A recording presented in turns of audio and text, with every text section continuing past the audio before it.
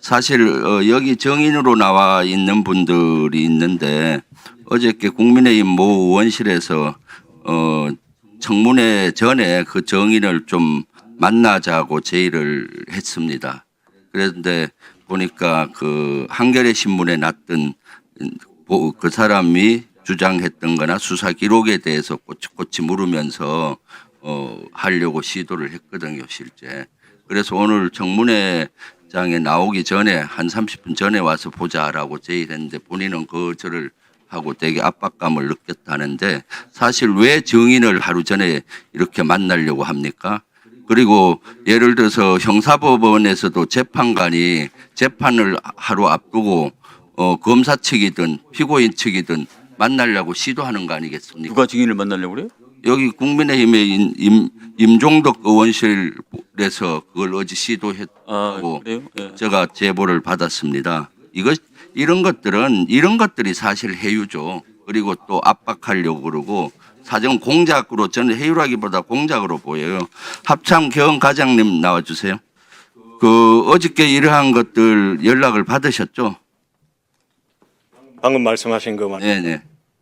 네, 연락 받았습니다. 그래서 어떻게 답변했습니까? 일단 그렇게 하는 건 할 수 없고 정상적 절차대로 그렇게 하기를 원한다 뭐 했고 30분 전에 와서 미리 보자고 했는데 오늘 30분 전에 미리 오지 않았습니다. 네. 그리고 합참에서 본인이 여기 한겨레 신문에 났던 내용에 대해서 그러니까 꼬치꼬치 묻고 그랬죠. 네, 법적 근거가 뭔지 자기 주장을 하면서요. 그래서 합참 개헌과장님은 되게 압박감을 느꼈다라고 그 제보자는 말씀하시던데 압박감 느꼈습니다. 그렇죠. 해유나 공작처럼 느껴지지 않았습니까? 압박감 느끼고. 일단은 뭐 그거보다는 압박감을 느낄 건 사실입니다. 네. 그래서 이런 것들이야말로 해서는 안 되는 일인데 이것은 그 위원장님께서 이따가 경고를 한번 주시고요. 여기 의사진행 발언 내용입니다. 그래서 좀 추가 시간을 줬으면 좋겠고요. 거기 어저께 그 사람들이 질의하려는 거를 제가 대신 질의할게요. 어제 전화로 했던 내용들 대부분이. 합참의 그 개헌과장님은 평소에 전시에 대비한 계엄 훈련을 하는 보직이죠. 그렇습니다. 네. 그래서 사실 합참에서 계엄에 관련된 최고의 권위자잖아요. 권위자가 되려고 노력하고 네. 있습니다. 계엄을 이번에 할 때 비상계엄 때도 합참 내에 자체 계엄 사령관 밑에 합참 인원으로 계엄 사무소를 운영을 준비 중이었잖아요. 그죠? 그렇습니다. 구성을 준비 지원 중이었습니다. 그 사항은 의장한테 보고는 했습니까? 계엄 준비하는 의장은 당연히 알겠죠. 합참 인원으로 주로. 그 부분은 제가 정확하게 모르겠습니다. 네. 한 20명 정도로 구성되어 있죠. 20여 명이었습니다. 네, 합참 인원으로 주로 했어요. 합참 인원들과 국방부 조사본부 네. 인원이 있었습니다. 그다음 포고령 계엄 선포하면 대통령이 서명에 들어가서 공고문 같은 거를 실제로 다 서명을 하고 해야 되잖아요. 그렇습니다. 그 슬라이드 한번 비춰주시죠. 실제 보면은 포고문이 있고 담화문, 경고문, 공고문, 훈령 이런 것들이 있는데 포고문은 실제 요 설명을 한번 해주세요. 기한을 하고 요 처리 절차에 대해서 이대로 준용이 안 된 것 같아요. 근본적으로 포고문을 작성하기 위해서는 대통령의 서명이 들어간 계엄 선포문, 그러니까 공고문이 있어야 합니다.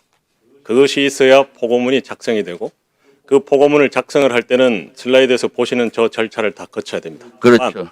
저기에서 나오지 않은 계엄 선포문, 대통령의 공고문은 또 다른 법적 절차, 다시 말해서 국방부에서 건의를 한다면 국방부에서 계엄 선포문 안을 건의를 하고 국무심의를 통해서 이후에 대통령의 제가 이후에 공고하게 되어 있습니다. 이번에는 실제 그 윤석열 측에서는 이러한 절차를 전혀 준용이 안 한 거죠. 그것은 제가 모르겠습니다. 제가 명확하게 말씀드릴 수 있는 것은 네. 그렇게 언론에 나온 그대로 서명이 들어간 대통령의 계엄 선포문인 공고문과 그리고 이미 포고령 1호가 발령되었다고 하는데 당시에 합참 계엄과장으로서 지원 임무를 간 저는 그 서명이 들어간 계엄 포고령 1호도 보지를 못했다는 게 팩트입니다. 그렇죠. 실제 서명 들어간 것들 못 보고요. 네. 그리고 포고령도 그 합참 과장은 전혀 못 봤다는 거 아니에요? 포고령도. 포고령을 서명 들어간 일체 보지 못했고 차후에 거의 계엄이 끝나가는 즈음에 다른 곳에서 복사본, 서명이 되어 있지 않은 복사본을 본 적이 있습니다.